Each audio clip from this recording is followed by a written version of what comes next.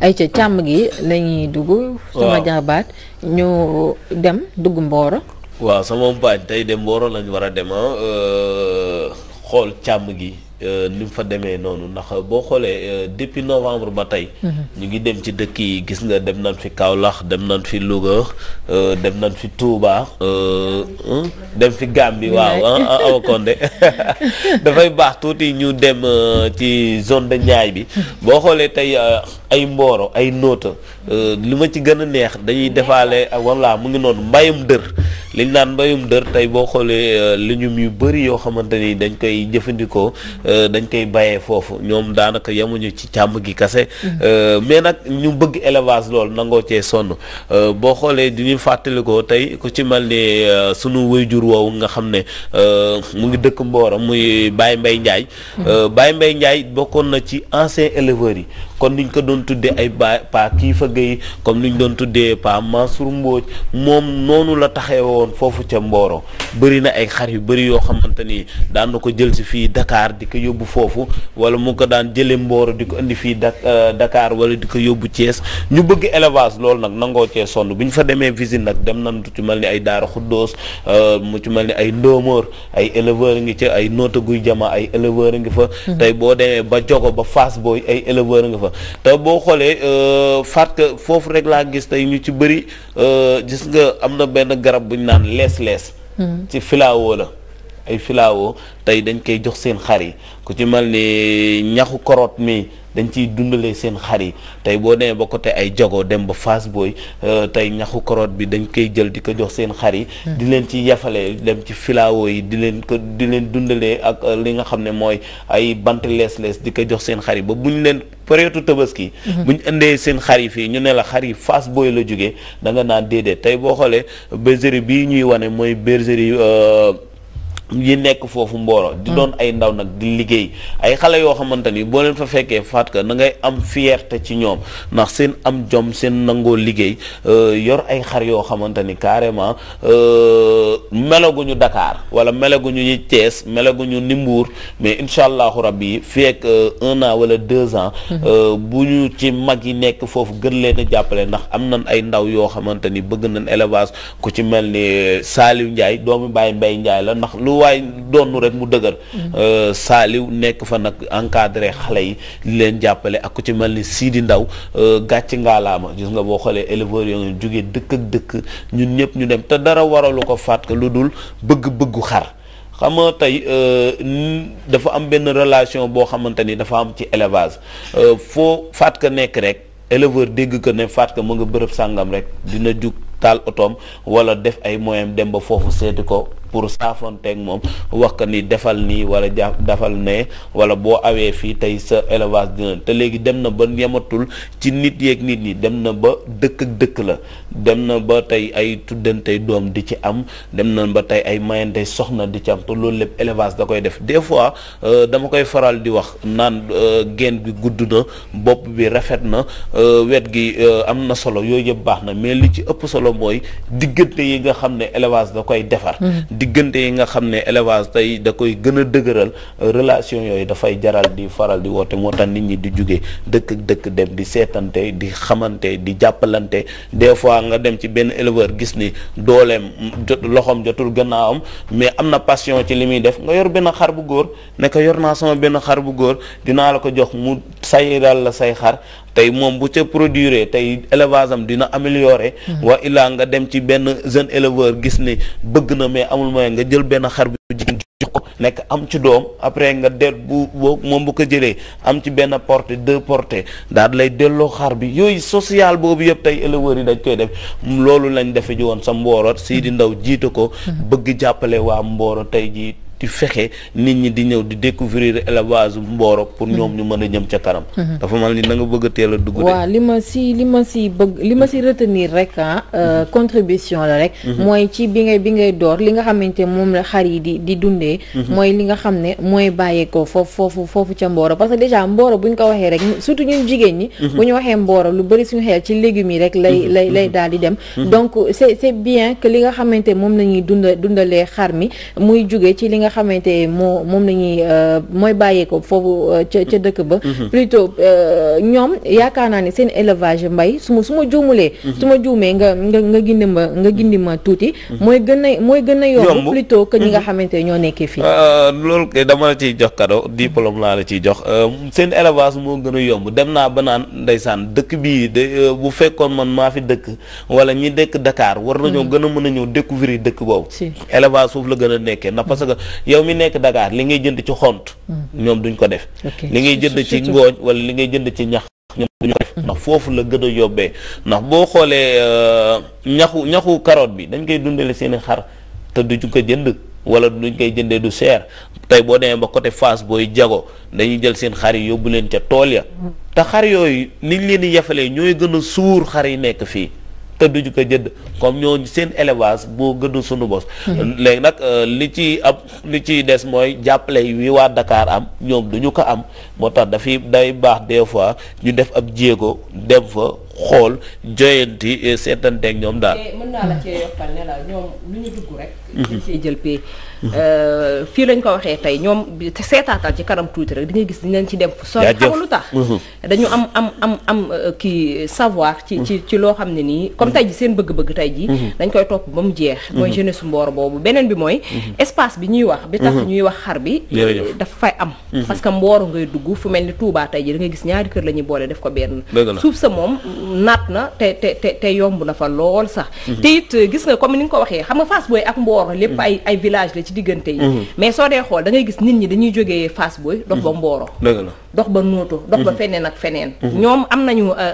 accessibilité boobu beneen bi mooy pour nga yor say xar rek dox ba fee pour ñu mën a lekk ci ñax meek ñoom seen da leen di yomb moo tax ma xam ne bu ñu jàppee rek ci li nga xam ne nii tey ji moom mooy wàllum élevage googee mën na am dinañ ci toll ci kanam incha allah fu kawe foo xam ne ni moom moo di seen njortu te dëkk bi nekk na dëkk bu ndaw boo xam ne nii comme dëkkaat yi fa nekk yëpp ay dëkk yu ndaw la yoo xam ne yu jegante doo sonn pour di déplacer wu et tout te gàncax gi daal nga fa gàncax géng fa am na yu bari yoo xam ne dafay saxee ndax Mboro ku ko wax xam ne suuf si dafa nangu pour mbay meek yeneen yu ni mel te it daal ñu leen di ñaanal daal ñu jëm ca kanam sama dëkk boobu Théo li ngeen wax c'est-à-dire que pour maanaam sàmm il faut mu am lu ñuy wax zone de pâturage foo xam ne fu ñu dem ñu mën a lekk jur yi mën a lekk beneen bi mooy problème mu ndox mais nag am na benn aspect boo xam ne si plan sanitaire dañ koy fàtte parce que bu ñu fàtte ne zone boobu tamit c'est une zone polluée est-ce que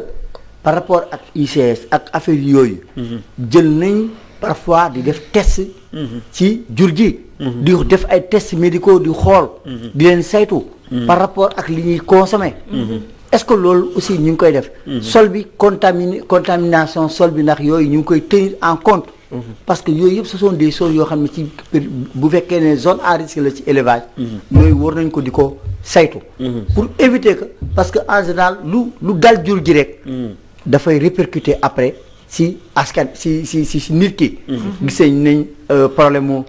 grippe aviaire nu mu mel grippe aviaire gis nga ravage yi mu defoon dans le monde loolu moo war a mën a tax tamit aspect sanitaire boobu ak environnement bi surtout war nañ di ko bàyyi xel bu baax côté boobu moom vraiment maa ngi interpeller autorités yi ci question boobu bu environnement menacé war nañ tout le temps di tester jur bi di xool parce que lu dal jur ji rek ñooy consommer te lu ñu consommé mën nañu jural musiba. la Théo wax na lu am solo mais nag xam nga tey dañuy bañ publicité. mais ñoom tey ñoo am nañ ay docteur vétérinaire. tey ñoom association lan organiser na maanaam buy soog a jug lan. organiser nan tey li ngay wax ni yëpp dinañ ci bàyyi xel tey jii li ñu soxla mooy ab jàppale. te Théo laal na point bu am solo su ko defee xëy na autorités yi dëkk foofu di seetaan na parce que ndaw yi dëkk sànq. ki toogoon fi mu ngi ko doon wax invité Théo bi ay ndaw bu ñu amee ambition am bëgg-bëgg nekk ci dara tey autorités ya fa nekk ñooy jóg accompagner leen jàppale leen Théo nag li mu wax am na solo ñoom ndaw ya fa nekk ñu ngi jóg am seen bëgg-bëgg pour développer le dëkk ba mais nag ña fa nekk ku ci mel ni Sidi Ndaw comme ni mu def doon doomu Mboro jóg pour accompagner ay rakam tey visite bi bu amee grâce à boobu tey moom loolu geste boobu mu def ndax ñun mosuñu woon na découvrir élevage Mboro dégg nañ ci doon am ku ci mel ni ay Mbaye Njaay Mboro mooy sunu pap yooyu tey da nga daan dem fois foire Thiès wala foire Tivaouane daje fa kenn nit wala ñaar ku dëkk Mboro tey nag boo demee ba am chance pour dem Mboro gis fa ñoo xam ne bëgg nañ élevage loolu su amee nit ku dëkk Mboro wala bonne volonté bu dëkk Mboro moom ko mën a taxawee ku ci mel ni Sidi Ndaw kon nag li Théo wax am na solo ndax tey jii lépp lu nit man rek kaka jiite wala kam dénk liggéey bu moo ko ciy gën a mën a jàppale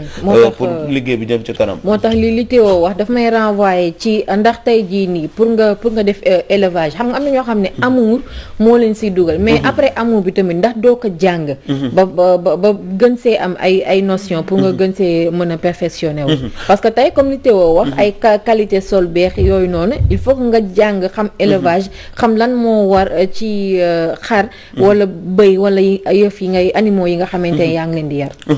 farque tey élevage bi ñu ci bëri ñu ngi ci nekk tey dañuy def ay séminaire gars yi dañuy def ay formation yoo xamante ni carrément ay 3 jours ay 4 jours yoo xamante ni dinañ concentré wu ci naka la ñuy mën xontee xar yi naka la mais tey li ñuy wax rek chaque jour ma wax ko fii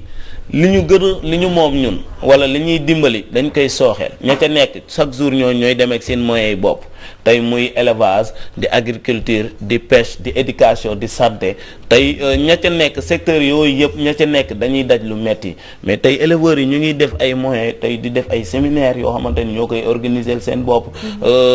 côté état bi boo xoolee ministère séminaires yi ñu fi pour encadrer éleveurs yi wala pour defaral leen ay formation dañ koy politiser ñu wax ko te dee ñu ci bëri seen intérêt la ñuy xool wala ñu taf yëngal def ay séminaire tànn ña fay dem dañuy def tournée sax wala ñu dem ci daral di tànn ñi ñuy waxal ak ñu dul waxal góom ba fa mu nekk duñ fa yegg. programme tabaski. moom mu ngi noonu. programme tabaski kase léegi nag loolu ci bu mu amee éleveurs yi ñoom ñu ngi def seen nopp parce que comme ñoom dañ am nañ ci passion te liggéey la élevage liggéey la ñoom ñu ngi ciy gagné mais ñoom tamit ñu ngi def seen i pexe di def ay séminaire di def ay formation yoo xamante ni di sottante xalaat ak techniciens yi nga xam ne ñoo yor càmm gi nekk ci biir réew mi daal waaye boo demee Mboro nga xam ni fatka ju Sénégal am na lu ñu moom. te bu ñu ko gënee respecté gën ko fonk Sénégal léegi mu développé. lii ñuy jéem a nax nii du ñu jéem a tuur suñu lëndëm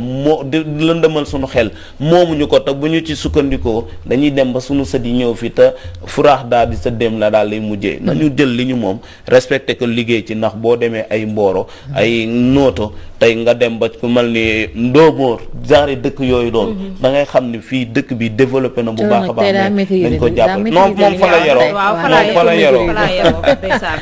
fa la yoroo awa kon de dama yi fa nekk bu baax a baax maa ngi leen di nuyu bu baax Théo Aïcha ñu bala ñoo tey élevage capital humain autorité waru ko négliger te loolu lañ toll fu mu toll nii mooy capital humain éleveurs yi sàmm yi boo ñëw rek na ne yow ñii jànguñu bu la ñuy xamuñu